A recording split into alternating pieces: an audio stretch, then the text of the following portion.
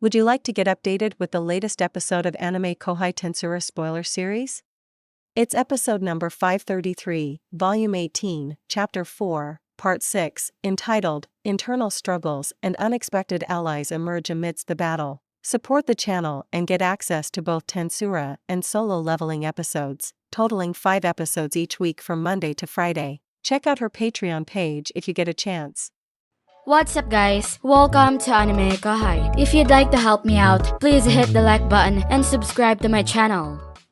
He threw up blood, screamed, and cowered in position. Although he attempted to rise up, his legs were weak. Naturally, they were. Internal organs in Tornio had been damaged by the impact. I had no idea. You were that powerful. Good. You can judge a book by its appearance. The typical action of a haughty mass of muscle, backed by an enormous ego. Perhaps you believed you were stronger than me because I hired you to be my bodyguard. I advised you to have courage and to not belittle others. One can practice to become stronger even if they do not use a skill. Exactly like me. Damarada launched backward with a spinning back kick as soon as he said this. Aiming at Damarada from behind, the attacker was unable to respond to the kick and was immediately killed, his neck broken. This was Arios, and he was one of the strongest individuals that Yuuki had recognized, but he was still too easily killed. Arios was well suited for murder operations because he had the unique skill, Murderer, along with the silent movement and presence concealment skills. He had demonstrated the qualities of a person deserving of the 44th rank in a skill system that was focused on killing. Arios was expected to win the fight, but Damarada had easily killed him. As I believe I just demonstrated, relying on your skills is insufficient. Your well-trained body and intellect are the things you can count on the most when things get tough. All of you here are worthless, in my opinion.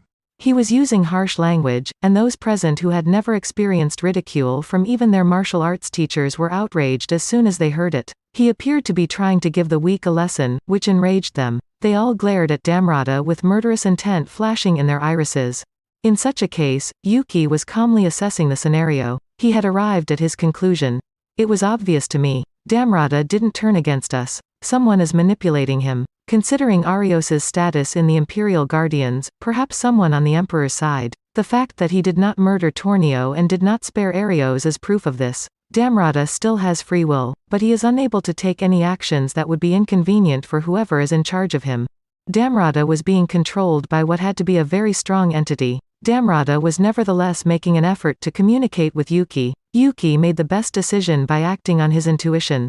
Alright, everyone pay attention. Now is the time to switch to a retreat plan. I grant Kigali full authority, and you will join the mixed corps as soon as possible. Boss, we don't need to flee. After dealing with this traitor, we can move forward with our current plan of action. No. In a single word, Yuuki rejected Arya's proposition. Like normal, he grinned with a relaxed expression, but his eyes were intently focused on everyone. Damarada is trying to buy some time. He continues in this manner because of this. It's what he's permitted to do. Alright. Permitted to do? Kigali inquired. Yuuki gave an assent. Right. Damarada did not betray us. Someone is in charge of his thoughts, and they are attempting to eliminate us right here.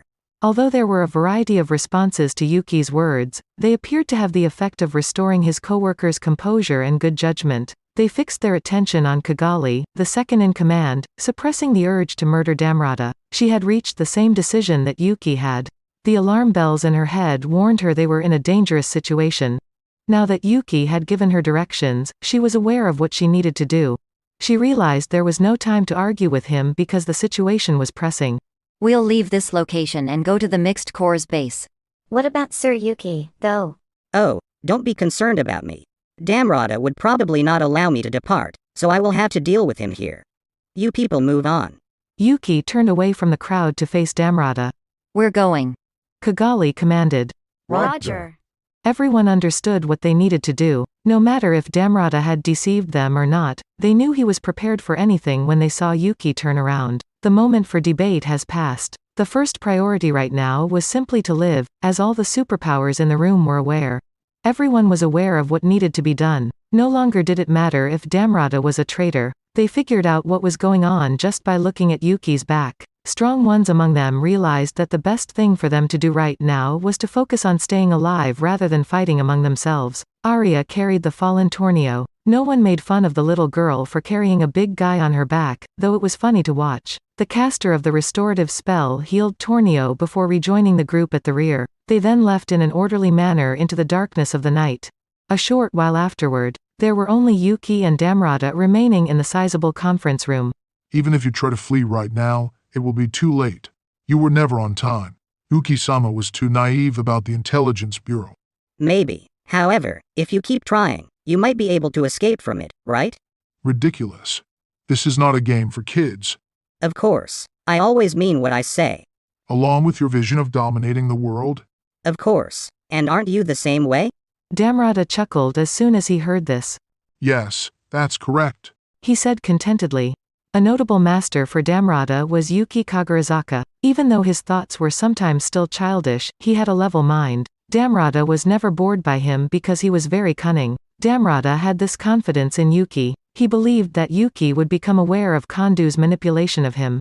Damarada had a genuine devotion to Emperor Rudra. Although he acknowledged and approved of Yuuki, his emotions for Rudra were entirely different. They were in no way similar. For Damarada, Emperor Rudra was everything. Furthermore, Damarada was carrying out his pledge to Rudra. Damarada's life's work was to carry out that pledge. It was unwise of him to assume Kondou wouldn't touch him because he knew Rudra for a lengthier period of time than Kondou did.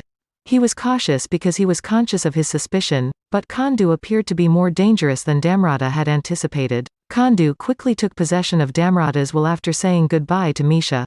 I had no idea that Kondou would also assume control of my own body. Anyone who knows him will attest to his caution, but I didn't anticipate him going to this extreme. Indeed, Sir Yuuki has surpassed himself. The only option left was to depend on Yuuki if he couldn't disable this body control on his own. He would have to inform Yuuki of his predicament, but that would be extremely difficult. Any way you looked at it, Damarada was obviously betraying the entire cause. Damarada himself was about to give up because it was just too much to expect. However, Yuuki spotted it. He performed incredibly well. Damarada was profoundly moved, even though he was limited in what he could say by Kondou.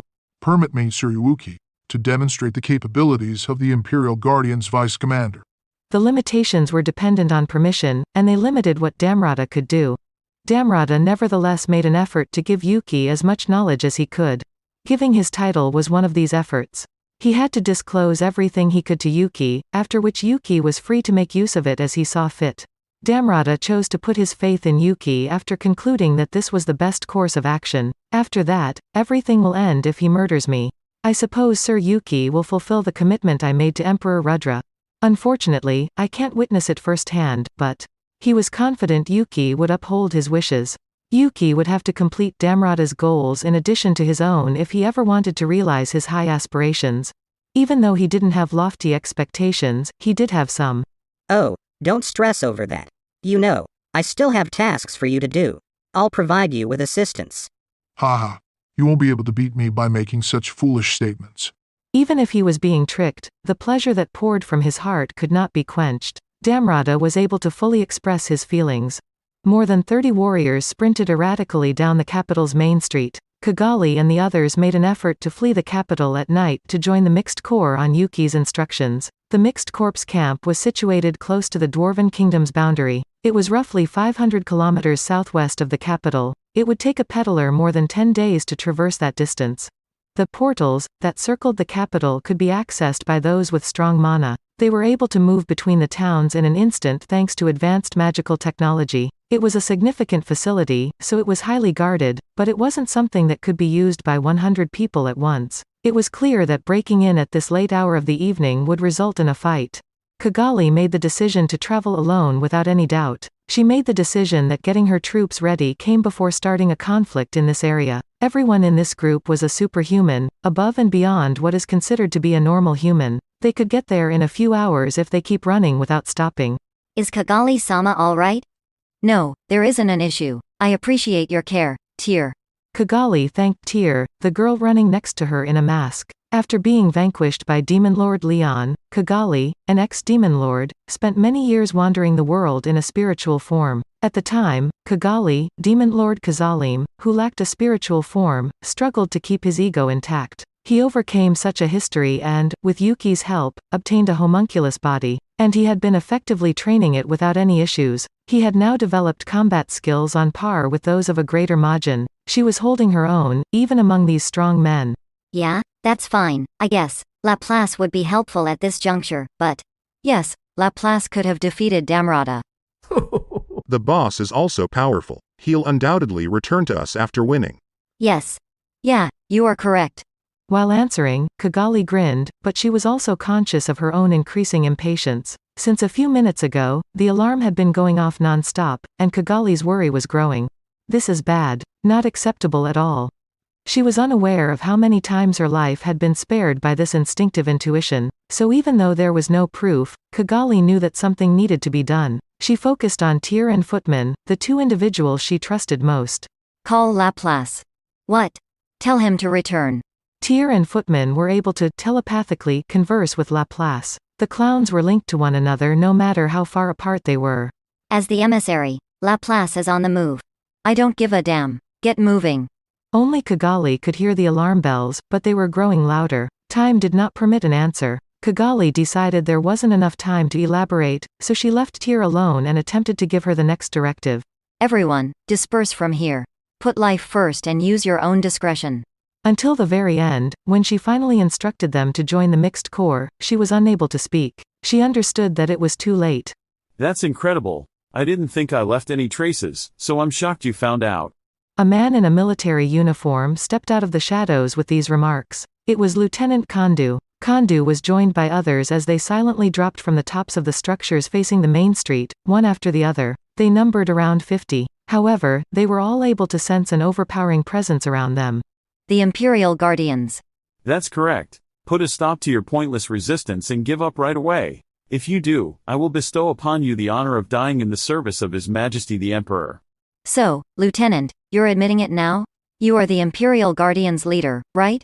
Kondou's face stayed expressionless. He did not affirm or deny it, but that was sufficient in Kigali's eyes. Kigali's party huddled close together while keeping a close eye on the knights encircling them. Combat could no longer be avoided.